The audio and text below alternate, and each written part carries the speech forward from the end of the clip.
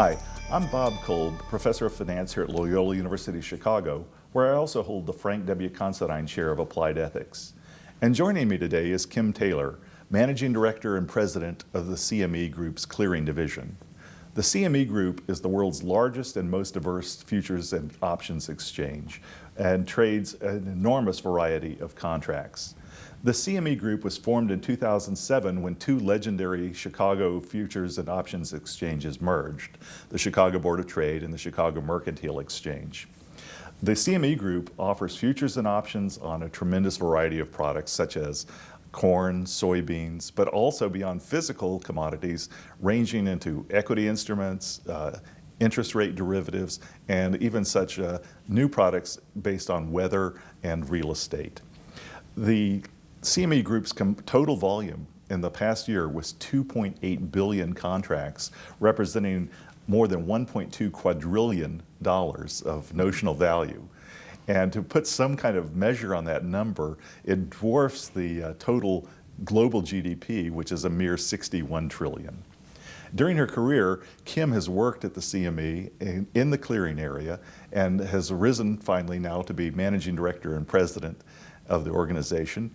But along the way, she accomplished quite a few things. Kim was instrumental in facilitating the joint clearing agreement with the Board of Trade in 2003 and also in developing C.M.E. Clearing 360. The C.M.E. Clearing guarantees the integrity of the markets, stands as the counterparty to every partner in the market, everyone who transacts at the C.M.E. Group, and has a really pivotal role that we'll try and make clear as we go along today. So Kim, thanks again for joining me, and let me start by asking a really pretty straightforward question. And that is, for a normal securities transaction, such as a stock market trade, what does it mean to clear a trade? Well, in a securities transaction, the basic meaning of clearing is the exchange of the cash for the underlying security. And in the clearing process, there's generally a brief period of time during which, prior to the settlement of the transaction, during which the transaction is matched and the position is held open at the clearinghouse. A couple days. Right. And that's really different from what happens in the derivatives market. So maybe you could contrast how, say, a futures contract is cleared compared to, say, a stock transaction. I would say one of the main differences between a stock transaction clearing process and a futures transaction clearing process has to do with the life of the position. A futures trade can exist for as long as 10 years or more from the time it is put on until the time it would expire. And so there is a risk management process and a mark-to-market process that happens every day over that period of time. Right. So with a securities transaction, say if I buy a stock, there's a little bit of lag between my executing the trade and actually the cash flows. But it occurs very quickly, and it's done at that point in a day or two. Right. But in the futures market, because the positions stay open longer, it's a lot more complicated, and it endures a lot longer. I think a lot of people believe that trading a futures contract is sort of like buying a stock on margin, but of course that's not really the case, and maybe you could clarify that sort of difference for us. I think part of the confusion stems from the fact that margin is a word that is used in both the securities industry and the futures industry to mean two very different things. The margin on a futures contract is actually, it functions as a prepayment. We like to call it a performance bond. It's a prepayment of your anticipated losses. In a real life example, it would be similar to the security deposit that you would pay a landlord if you're renting an apartment. You pay the landlord once a month, and so your payment period is monthly. The landlord typically asks you for a month security deposit up front to protect him from the risk of non-payment when your rent is due. And margin in the securities industry is much more similar to the down payment you would put on a house. If you're purchasing a house, you pay part of the money up front, and then you pay part of the money at the end of the transaction. Right. So in the derivatives market, the margin, or the initial margin, is just an initial good faith deposit in a way. Correct. And there are subsequent cash flows that will happen as well. But in the securities market, it's really sort of you're borrowing money and on margin, and that's sort of a major difference, I suppose. I suppose another big difference is that in the stock market, say, there's more or less a fixed supply of shares, Whereas in derivatives markets, you start with no outstanding position or zero open interest when the contract is first listed, and then trading brings more and more contracts into existence with no really upper bound on that. So to contrast stock trading and derivatives trading, ownership of the security is actually, the security actually changes hands pretty much like buying a loaf of bread. Is that accurate, you think? That would be correct. But then how does that differ with a futures contract? If you think of a securities transaction as the purchase of a loaf of bread, think of the futures transaction as the actions that the baker would take to lock in a price for the future needs that he has for a particular type of wheat that he needs to make the bread. So you can use a futures contract to lock in a price in advance of when you're going to need the wheat. So you can pre-plan, you can hedge in advance.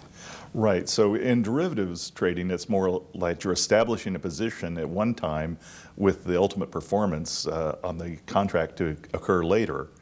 That's true, and actually the ultimate performance on the contract in reality very infrequently occurs. There's only a very small proportion of the transactions that are entered into that are actually held through the expiration when you need to perform on the ending exchange of goods. Right, and that gets back to kind of the cash flow differences in the two sorts of contracts we were talking about before. When I buy a stock, the transaction is more or less completed right away. That's right. But in a derivatives contract, whether it be futures or options or some other kind of exchange-traded derivative, there can be continuing cash flows for many, many years even. That's correct. It's actually one of the main risk protections that exists for the clearinghouse, but it also functions as a risk protection for all the participants in the marketplace, is what we call the mark-to-market process. At the clearing level, we mark-to-market the positions that the clearing members hold on a twice daily basis. So twice a day, they pay us their losses if they've lost money, and we pay them their profits if they've made money. And the same process happens between the clearing member and his customers. Typically, that only happens on a once-a-day basis, although they retain the right to call for money more frequently. I think that's been one of the really stunning things that people learn when they first learn about derivatives trading is how the cash flows actually work. So let's kind of retreat to the very beginning and talk about that initial margin, that money I have to have on deposit with my broker to even initiate a trade. And I think people are always surprised to find out how small that amount of money can be. Can you sort of characterize it with perhaps an example of how that actually works to get the trade going? Sure. The margin that is charged on a futures contract is typically charged on a risk-based basis. So if the product that you're trading is a product that has a lot of price movement, it's a volatile product, your margin deposit would be higher. If it's a product that doesn't have as much price swing, your margin would tend to be lower. To give a couple of examples, CME S&P 500 futures contract, the margin on that contract to hold that position open would tend to be, it will vary over time because of market conditions, but it would tend to be on the order of $15,000 to $20,000. To hold open a CME Eurodollar futures position, which is a much less volatile profile in terms of the price moves, margin would tend to be between $500 and $700 or $500 and $800. Okay, let me focus in on your Eurodollar example. And what's perhaps stunning is how large is that contract in notional value? Well, the size of the contract is $1 million. It's a quarterly contract, so technically I guess the notional value would be $250, give or take. Right. So we think, oh, you can control all that money, all that $250,000 or the $1 million stated notional amount for less than $1,000. And it makes it seem really extraordinary, but of course we know better because it's the size of the initial margin is related to the anticipated price fluctuations on the contract. That's correct. And the anticipated price fluctuations, the way we set the margin requirements, we tend to seek to cover anticipated worst case market moves at a 95 to 99% confidence level. So we don't expect that we will cover every possible market situation that could occur, But the mark-to-market process is also a big part of the risk management element there, because every day the credit losses don't accumulate. So your margin is effectively reset every day when the mark-to-market payment process occurs. Right, and I think that's what people don't really understand. Right. They see like, oh, let's just say I could put down $1,000 and I can take $1 million position, or I can put down $5,000 and take $1 million position. But they don't necessarily understand that that's just to get the ball rolling, if you will, and that there are going to be subsequent cash flows that occur very, very frequently as the price fluctuates. And that's a big difference from the over-the-counter market, for example, where the position could be allowed to go underwater for, typically there'd be a quarterly reset or something, so there's a time when the credit risk builds up. The credit risk does not build up in the centrally cleared futures market. Right, that's a difference between bilateral contract or bilateral clearing and the central clearing model on futures exchanges and other also for options. So let's talk about those subsequent cash flows, and let's say I'm the proverbial dentist in Des Moines, and I put on a position for $1,000 initial margin, and the contract that I choose happens to have a notional value of, I'll just say, $500,000. Okay. And so then I've taken this position, and I'm hoping that I'm going to make money when the price of my contract rises, let's say, that I'm a buyer. What happens then as the price rises and then perhaps as it falls compared to my original position? As a customer, you would either be required by your broker to have money in your account before they took your order, depending on the customer relationship they had with you, or you would be required to deposit money in your account immediately after putting on the position. So you would make your initial margin deposit. Then your position is subject to the daily mark-to-market process, and you're required to pay in your losses, and you have the ability to withdraw your profits over time.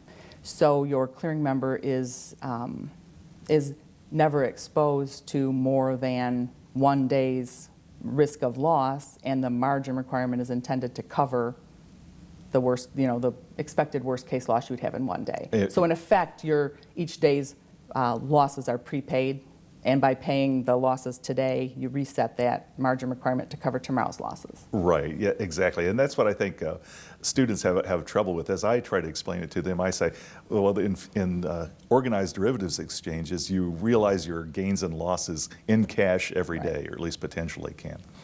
Well, that sounds pretty complicated, with a lot of money shuttling back and forth, or at least potentially shuttling back and forth. And that brings us, I think, to really trying to understand exactly how the clearinghouse comes into play. And of course, that's exactly what you regulate. That's your position, right, as managing director and president of CME Clearing. So how does the clearinghouse first enter into this chain of transactions?